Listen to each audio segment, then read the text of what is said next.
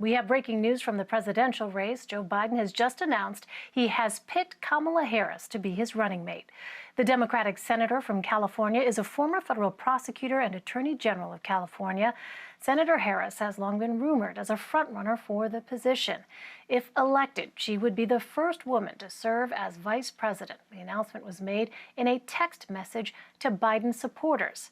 Joe Biden tweeted about his decision, saying, quote, "I have the great honor to announce that I've picked Kamala Harris, a fearless fighter for the little guy and one of the country's finest public servants, as my running mate." For more on this, I want to bring in Nikole Killion, Caitlin Huey-Burns, and Bo Erickson. Nikole is a CBS News correspondent. Caitlin is a CBSN political reporter, and Bo is a CBS News 2020 campaign reporter who has been covering the Biden campaign. Welcome to all of you. Caitlin, let me start with you. What does Senator Harris bring to the ticket? Well, Elaine, the pick of Kamala Harris is a historic one. She would be the first black woman running mate, the first running mate of Asian descent, and she attended a historically black college and university. How are you? Look who's in the car. Something that she brings to the ticket, in addition to the historical nature of this candidacy, is that she has already been on the national stage, having run for president in the Democratic primary already, having been through this kind of national vetting process, even though she bowed out of the race before the caucuses began. The other interesting thing that she could bring to the ticket is that she has demonstrated an ability to really show competency on the debate stage. Remember, a lot of people are focusing on that first debate where she went after Joe Biden on busing, but that did show her ability to really be on the attack in a debate in an effective way. So that could be something that could be a boost to the ticket, especially since the vice presidential debate, there's only one of them, and it's going to be something certainly to watch. And she has also shown that as a member of the Judiciary Committee, going after Trump administration officials with questions that have gone viral in their own right, kind of demonstrating that ability there. So this is a historic pick and one that the campaign is amplifying in that way. Bo, let me turn to you. You have been covering the Biden campaign for months. I'm wondering what else you're hearing from the candidate and the campaign about what went into this decision. Hi, Elaine. I am standing outside Hotel DuPont in Wilmington, Delaware, Joe Biden's hometown. And this hotel, if you followed Joe Biden since 1972, you may know about it because this is actually where he announced his first Senate race in 1972 as a young man. And tomorrow we are expecting Biden and Senator Kamala Harris to make their first joint appearance here. Since the announcement came just a half hour ago or so, we've seen Biden staff members show up and also the Secret Service. And so we're expecting this will be their first joint appearance together right here. What am I hearing about the pick, though? It is good to remember that, according to our reporting, Joe Biden actually decided to pick a woman vice president before he even got into the race. He was telling several confidants of his last spring that he thought he was going to pick a woman VP, and the big question was whether or not it was going to be a woman of color. Obviously, that went heavily into the pick. It was almost undeniable. Someone just described to me as that he would pick her, but someone also raised the question that this process has been drawn out months and months, and so what was he really looking for? Was he looking for an alternative to Senator Harris, or was he just trying to pull her leg in a kind of a Joe Biden way and pick the person that everyone kind of thought he was going to do? There are deep connections with the Senator Harris and the Biden family, which, as everyone has mentioned, made it really personal on her attacks. But as Joe Biden always says, he does not hold grudges, and this makes some credit to that tonight. Nikole, let me turn to you. This announcement has just happened a short time ago. Has there been reaction yet from the White House, from the president, or the Trump campaign?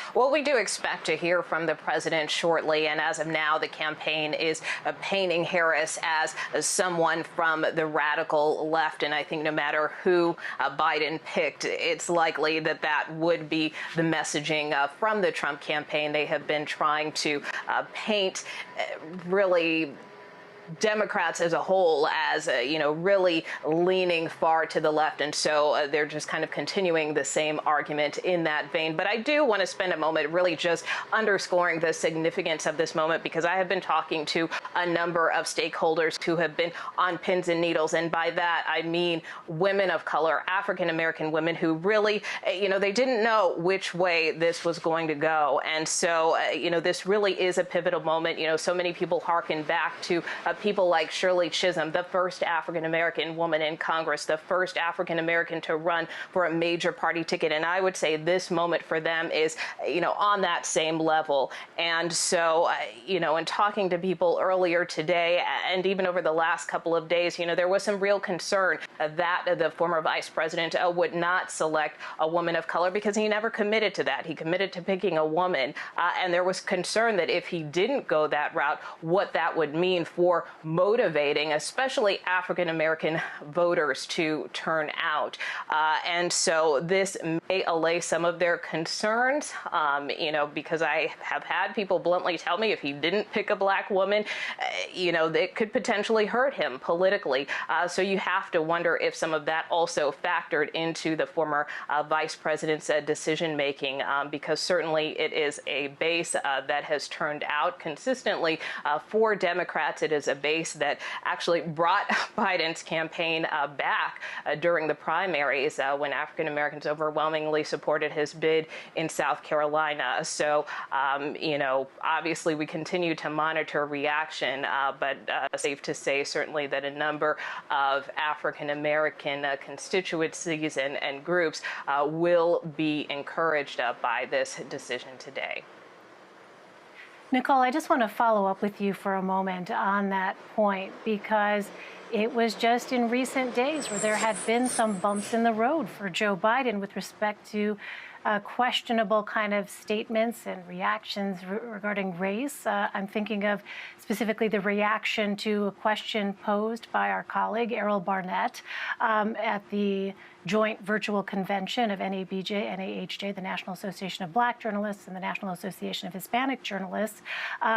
There was a question about whether or not that was the most sensitive kind of reaction to Errol asking, who is black, asking about something the Trump campaign has raised repeatedly in this question of cognitive test. How important was it, Nikole, for those stakeholders that this vice presidential choice be conversant when it comes to issues and matters of race? Yeah, well, I will say, I talked to someone earlier today by the name of Glenda Carr, who runs an organization called Higher Heights, which does promote women of color, electing more women of color across the ballot. And, her thing to me was that, for instance, I asked if he doesn't pick a woman of color, and let's say he continues with his pledge, he has committed to putting an African American on the Supreme Court, an African American female on the Supreme Court. And, to her, that wasn't necessarily good enough, because obviously nominations can be dicey. And while he could nominate someone, then, it becomes an issue of, can that person get confirmed? And so her point to me, if he did not go with a woman of color, is that it would be a scenario where African American voters and women would be pressing the campaign more specifically on what it plans to do to address that particular demographic. And the example that was given to me is, the former vice president has a women's plan, but what specifically will he do in that plan to address African American women and to really hold the campaign's feet to the fire if, in fact, he didn't go this route. Now, not to say that they're going to push all of those concerns aside, but I think it does show that there is a commitment to this realization that, again, African American voters and African American women in particular have a backbone of this party. And so while the vice president has made some gaffes, when it comes to the issue of race, this again could be at least a moment to allay some of those concerns and show that there is a commitment to a deeper conversation and to some of the issues that affect, people, not just African Americans, but people of color. And again, hopefully for these particular groups, that could mean the difference in various parts of these constituencies turning out come November. Bo, let me turn to you. I'm really struck by this sense of familiarity between these two, Joe Biden and Kamala Harris. Remind us what we know about the relationship between the two. So when Senator Harris got into the race last year at the beginning of the year, it was assumed that there was a deep connection between Senator Harris and the Biden family because of their late son, Bo Biden, who was the Delaware Attorney General, the state I'm in right now. And when that came out, it was assumed that maybe, she would be deferential to Joe Biden. Obviously, we saw that that was not quite her strategy from the get-go. But then once after we got over that hump, the first debate there, and, kind of the fury settled a little bit, she did not go after him that much anymore. There was some realization inside the Biden campaign in the summer that they kind of thought that her attack on him backfired last June. And so, but there was also hurt feelings as well. When we talk about loyalty, it is Joe Biden's number one thing he looks for in people: loyalty, loyalty, loyalty. And that was something that was questioned by his longtime friend, Senator Chris Dodd. Today, it seems, though, that if Joe Biden does not have a problem with Kamala Harris's loyalty to him, well, then he's kind of sending the message that if it doesn't matter to me, then it shouldn't matter to other people. I'm over it as well. We also know from just recently that Dr. Jill Biden was a part of this vetting process as well, and that she has indicated as well that she has gotten over that attack. There was some hesitation that, maybe she was being too raw of politics, Senator Kamala Harris, but it looks like some of the water has scheduled, and I cannot wait to see the body language tomorrow. We are all going to be watching that so closely. All right, Nikole Killion, Caitlin Huey-Burns, and Bo Erickson, thank you all so much. Really appreciate it.